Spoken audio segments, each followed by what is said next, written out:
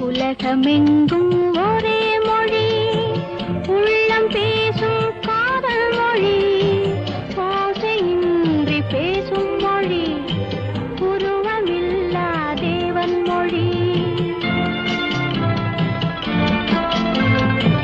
உலகமெங்கும் ஒரே மொழி, உள்ளம் பேசும் காதல் மொழி, ஓசையின்றி பேசும் மொழி, உருவமில்லா தேவன் மொழி.